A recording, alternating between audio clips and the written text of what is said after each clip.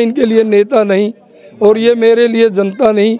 हम आपस में सारा दिन बहन भाइयों की तरह रहते हैं, इकट्ठे रहते हैं। दूसरी बात यह है कि मैं 24 घंटे में से चाहे कोई सवेरे 5 बजे आकर के मिल ले या रात के 11 बजे आए, मैं कैथल शहर में होना चाहिए, मैं इनको उपलब्ध रहता हूँ सारा दिन। डॉक्टर सूद ने मजाकिया लहजे में कह दिया, सुरजेवाला जी मेरे को लगता है आपको काला काला नहीं दिखाई देता, आपको तो लीला लीला दिखाई देता है।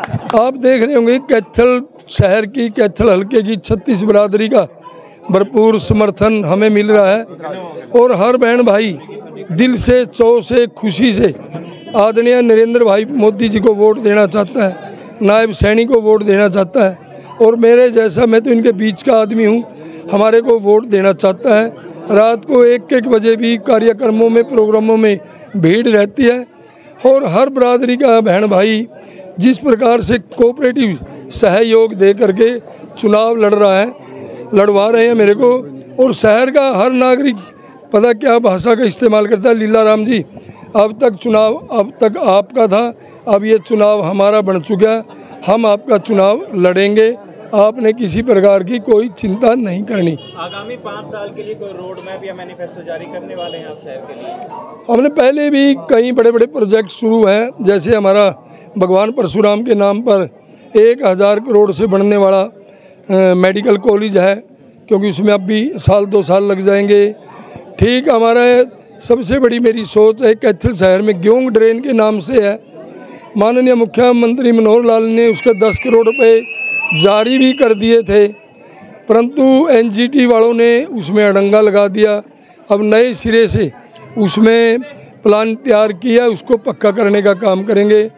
और एक हमारे शहर की मांग है रेलवे एलिवेटेड ट्रैक की, एक बार वो पास हो गया था, 159 करोड़ रुपए का बजट पास हो गया था, फिर कोई इंजीनियरिंग टेक्निक कमी की वजह से उसको रोक दिया गया। अब दोबारा से हमने माननीय मुख्यमंत्री जी से अनुरोध करके कहा कि अगर बनाना है हमारे यहाँ रेलवे एलिवेटेड ट्रैक बनाएं, वरना हम फ्लाईओवर नहीं चाहते, शहरवासी, और फ्लाईओवर ना ही बनाएं।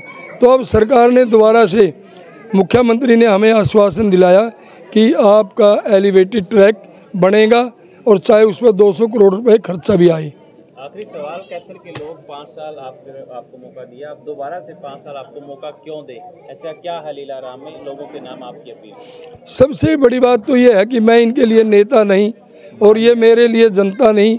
हम आपस में सारा दिन बहन भाइयों की तरह रहते हैं, इकट्ठे रहते हैं और हर उसके दुख सुख में हम शरीक होते हैं, हमारे में ये शरीक होते हैं। और दूसरी बात यह है कि मैं 24 घंटे में से चाहे कोई सवेरे 5 बजे आकर के मिल ले या रात के 11 बजे आए, मैं कैथल शहर में होना चाहिए, मैं इनको उपलब्ध रहता हूँ सारा दिन और लोगों के साथ घुल मिल कर के काम करते हैं। क्या लीला राम जी का ये मानना है कि सुरजेवाला को अब भी लीला लीला दिखाई देते हैं? हाँ, वो तो मैंने बताया था, जब बिल्कुल उसकी आंखें ठीक हैं तो फिर डॉक्टर पे पहुंच गया कि मेरी चेक करो जी, और 2-3 बार चेक करने के बाद डॉक्टर ने कहा उसको, भाई आपकी आंखें तो बिल्कुल ठीक हैं जी, इसमें कुछ नहीं।